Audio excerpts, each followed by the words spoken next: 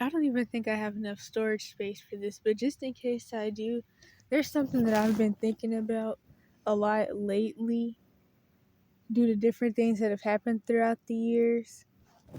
And it kind of, well, not it kind of, it does completely go along with things I said about the Cash for Kids system and things that people say about flying monkeys and enablers.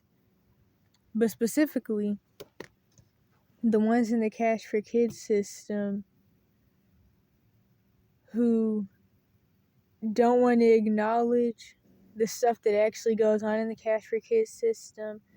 Or in fact, these are staff members that won't even really accept the fact that the Cash for Kids system is the Cash for Kids system. So these are like people who work for CPS as social workers, and they'll be like, we do our all to help kids and all that, even though there's plenty of them that quit because they realize that their supervisors won't actually let them remove kids that need to be removed. Like the social worker I had in the 217-22 case, she was so upset about the fact that she wasn't able to remove us that after she finished some other cases with some other kids, she quit. And she had let it be known that she was going to quit.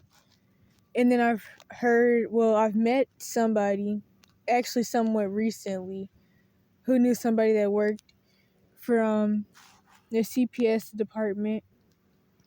And they lived in one of those mostly white, rich areas.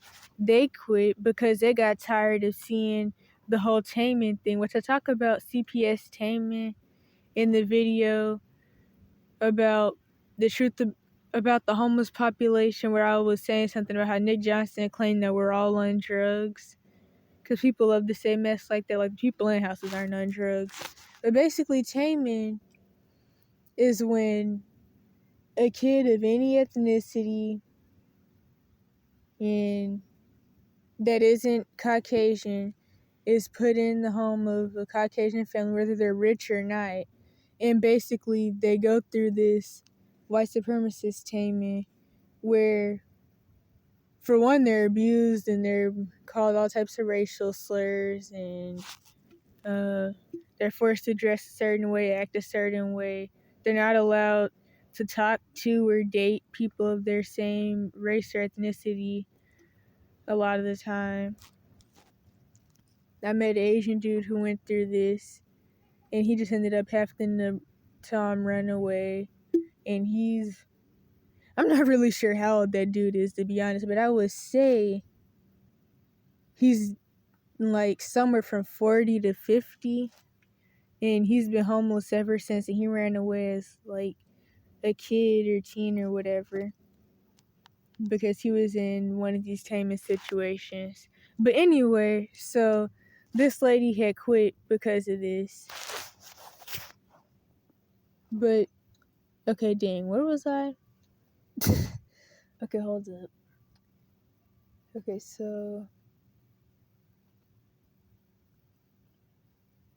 anyway, where was I? I'm trying to remember what point I was trying to make.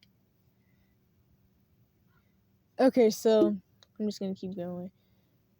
People will get jobs in these systems and they'll say things like, the reason I got this job is because I wanted to help people and I wanted to be the change in the system because I saw how many issues there were. But the thing is, you can't work in an abuse system and try to be the change to an abuse system that's whole point of creation was for eugenics and child abuse and all that. If anything, you have to make your own system or fight back all the systems and destroy the systems that are put in place. But you can't jump in a child abuse system and then claim that you want to be the person to make it better and actually make a system that was made for abuse and trafficking actually start helping people. It's honestly just crazy, and so many people think like that because some of the brainwashing that's pushed on really everybody in the world, especially I know here in the US at least, because that's all I can really speak for. But I mean, I see a lot of people in different places have this this mindset. And so it's like, it's really a cognitive dissonance mindset that a lot of people have. And this goes along with something that I would always talk about, how whenever you're a person that knows the truth about anything that goes on, either because you study or you met people who went through it, or you went through some of the abuse systems or whatever bad situation or system that's supposedly a secret, but really it's not. No, it's just nobody does anything. People act like they don't see. But anyway, whenever you talk about those things, you're confronted by people who live in a mode of cognitive dissonance and lie to themselves and act like the things that are going on aren't going on just to go to sleep at night. Even though it's really just dumb to me, because at the end of the day, if people were to come together and take down these systems, they wouldn't be there. Nothing that goes on would go on if the people didn't let it go on. And there's a lot I can say about that. But when you say things about anything true that goes on, if you're not called a stupid or crazy conspiracy theorist or schizophrenic or something, you'll get called a Debbie Downer. I was called a Debbie Downer all the time, even just for talking about things that I noticed in my own situation, or talking to mandated reporters about what they were supposed to be doing that they didn't do. And then they would just throw up that stupid little Debbie Downer term. And, okay, what else was I going to say about that? But yeah, so these people will really just, they'll try to bash you basically for talking about the truth of what actually goes on. And they'll even try to say that you're lying. And people who have been through different types of abuse situations, you've probably had people say things like, well, if all that happened, you should be dead. Or if all that happened, the people who did that would be in jail. Or all you have to do is call the police and they do something. And all those different stupid terms, because people really don't get the fact that there is no system put in place to help people under 18, or really anybody, especially anybody who's not a perpetrator. But you'll see that these serial killers that the system builds up through their little trauma-based mind control stuff that they do, rather, there's different ways that happens, but I mean, even just the little cash for kids system placements that I have talked about, the lower grade ones, I mean, that's pretty much what they're doing, because the whole point of the child abuse systems is to mess up a whole bunch of people and then either keep them crazy and locked up and make money off of them, or release them out into the world, which is really the overall goal, because they want to have a world of crazy, messed up, gender confused people who will go along with any agenda the elites push. That's really the whole goal of the child abuse systems.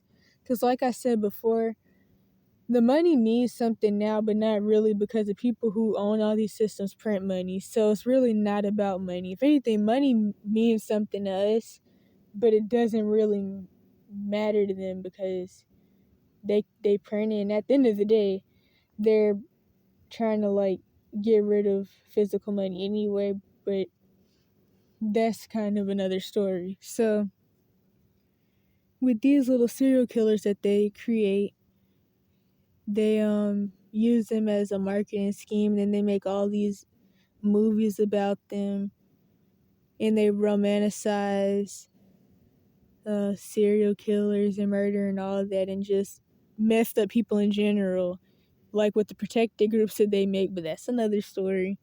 And so it's like,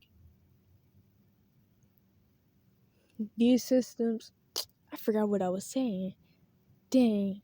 That's why I like it better when I write scripts, or when I just write down things so I can remember exactly what to say. But their point is to abuse, basically. That's my main point with that. And it's like, trying to get a job in these systems and then talk down on or try to make the kids who come out of these systems and even can't talk about what's actually going on, or kids who are in the system and talk about what's actually going on. These people will bash them because they feel like they're there to make a difference, even though they're really not. When you jump in an abuse system, you're helping somebody abuse somebody. And then, of course, there's the people that just work in these systems for a paycheck. Like I've talked about before, the college kids who are just trying to make some money to afford going to college. And so they'll like get a job in the mental health system or whatever other part of the Cash for Kids system.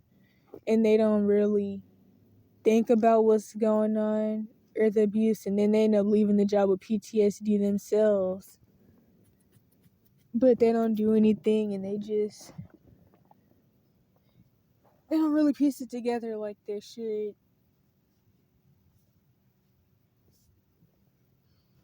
And